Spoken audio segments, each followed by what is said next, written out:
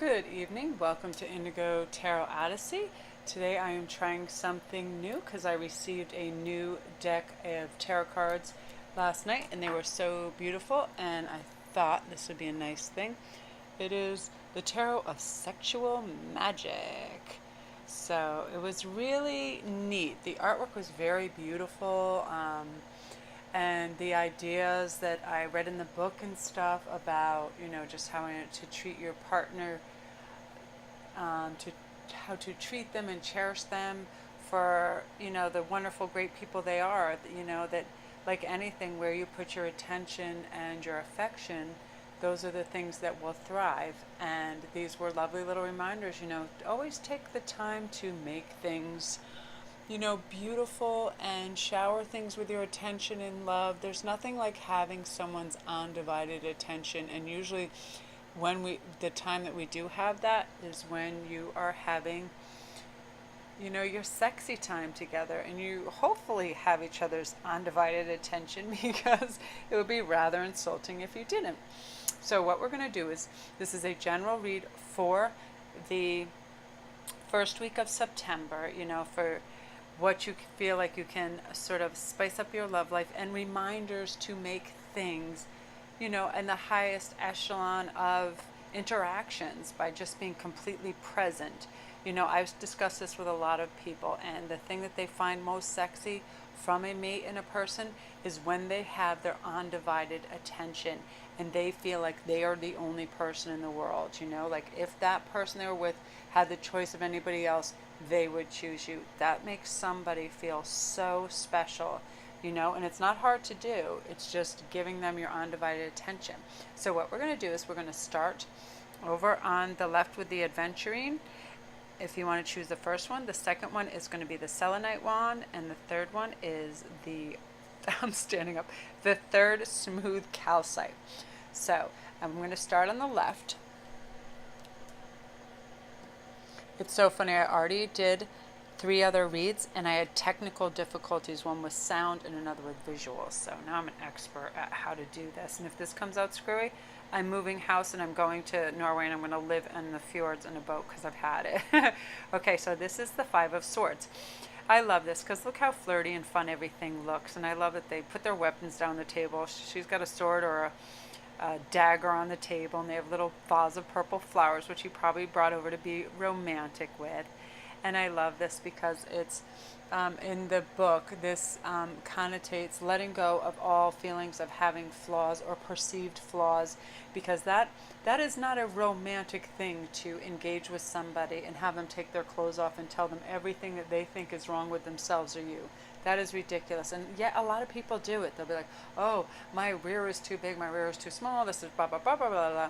Or the whatever that people get up to and say. People don't want to hear what you think is wrong with you. They want confidence and they want to engage with you in a romantic, sensual way. So have confidence and let go of all those things that you think are problematic, and just be free and wonderful and happy to be with the person you're with.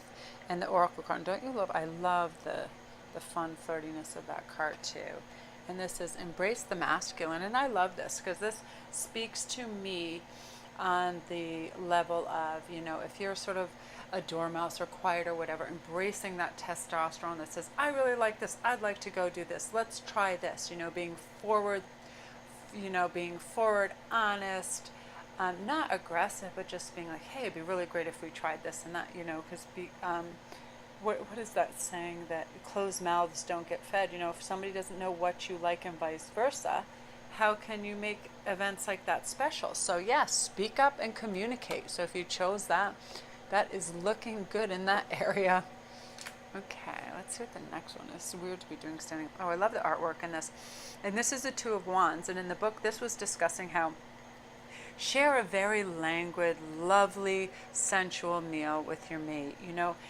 Food is so sexy. I mean, just think of ripe fruit and all those movies and things where people are sharing a meal, in the Roman days, and they'd lay down and everything was, they'd take their time and they'd savor their food. And look, she's flirting with him and rubbing his leg with her leg, and he's being expressive, his hands are open, he's communicating something. And again, he seems to, and vice versa, have each other's undivided attention, which is very important.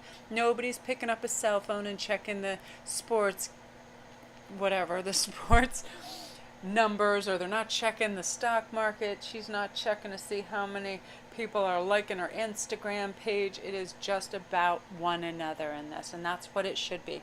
Complete and utter engagement. They're enjoying a meal in each other. And if she finds him picking up his phone, she's always got a gun on the wall and he's got a bow and arrow, so shit goes south, they can always do battle. So funny. And honoring Gaia.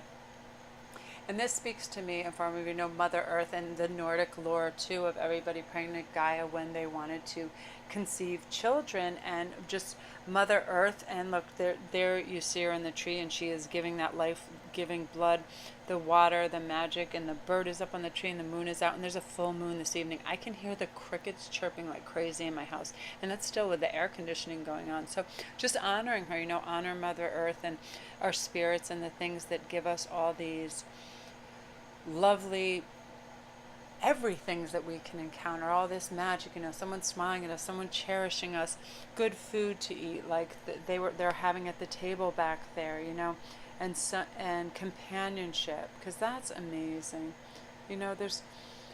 Does time go any faster than when you're with somebody you utterly adore and you're just basking in each other? Seriously, time it almost ceases to exist. It's so all-encompassing. It's so lovely to have that love energy. So if you chose that, that's fantastic. And remember that when you're having that meal, to just gaze at each other and treat each other with that undivided attention. Okay, and then the 7 of chalices. This was really interesting in the book. It was talking about the 4 mint leaves on the they were called the 4 magic mint leaves of the pillow, and I guess that's recollecting the sensuousness of taste and smells when you're in areas with the people you love. Like if you walked in a rose garden, to recollect those times. I have to point this out too. Look at the turtle. Could you die? That little guy is there to remind everybody to slow their roll. Passion is not to be raced through. There's not some finish line, and people can get caught up in that. Oh my God, this is so great, like faster, but no, it should actually be slower, so you can really entice each other, enjoy those moments, and just savor it. You rarely savor food, you wolf down 100 miles an hour, right? But if you take small bites and relax into it, it's much more enjoyable. So little turtle's like, everybody be cool and calm and slow down. I'm not a rabbit. I am a turtle. Bum, bum, bum, bum, bum. And I like the 4 mint leaves. Yeah, that was kind of a neat thing in the book. And look at this, it's just so lovely and sensuous. I love the pictures, and they're partially outdoors, which is really beautiful. That's really neat. Yeah, the 7 of chalices, just really taking your time and enjoying each other's company. And then be vigilant. I get a super clear message with that, especially coupled with this card and anything to do with romance and spouses and things. Again, where we put our focus, love, energy, and attention, that is going to thrive. So be vigilant to do that. When your significant other comes in the door, none of that not looking up from your device, or how was your day, or those half-hearted attempts to act like you're happy they're there. What is more important than this person you chose to spend your life, your time, if it's your family, if it's your boyfriend, girlfriend, whatever, you chose them and they chose you. So show that, be vigilant and care for that, and respect that relationship by doing that. You know what I mean? This person is not a piece of furniture, they're a person. So be vigilant to care for that as a whole. Nothing is going to thrive when it's in the shade and it is neglected. It's going to blossom when it's in your ray of attention and sun. So just remember how good you feel when you have someone's undivided love, attention. You thrive, right? So be vigilant of that.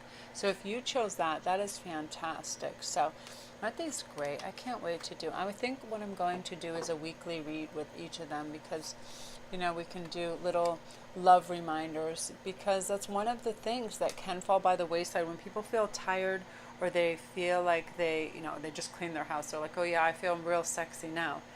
Very rarely does the person that wants to be with you care about that. Again, it's one of those perceived flaws. You don't feel sexy because it doesn't feel like a sexy environment or whatever. But to just create that atmosphere of cherishing and focusing on one another, because it really does help relationships. It helps it helps their confidence. They know that they're attractive to you and your relationship matters enough for you to pay attention to that.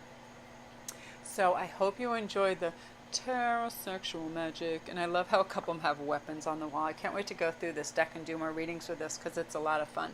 So again, this was general for, we'll say, the first week in September, that sort of energy. And I want to thank you for tuning in, and I hope you guys had a nice restful weekend, and I hope you have a great week ahead of you.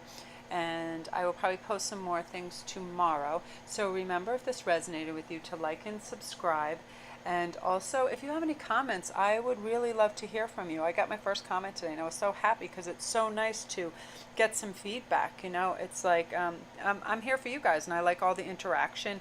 And I'm in my 40s, so I have experience with relationships and people, and I'm highly aware how people integrate with one another, they react, what they are, because I can be very quite empathetic of people, and I can tell when someone's hurt, when someone's excited, when somebody's neglected, and I can feel all those energies. And it's a very nice feeling when somebody finds you so attractive that you basically memoir of a geisha them, you know what I mean, when they will walk into a signpost, fall off their bike because you stun the hell out of them just by the mere presence of you being on this earth. I mean, it's super flattering and it's odd too, but it is a type of power, and all of us, we all have that.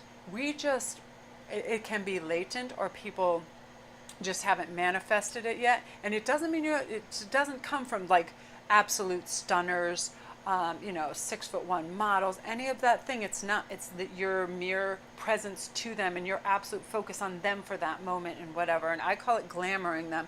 Like, I've had people come up to me when I'm at work, and just by being so super happy and being in a real high vibration, I've stunned them. They've just stopped talking, and they've even said, I'm sorry, you just stunned me for a second.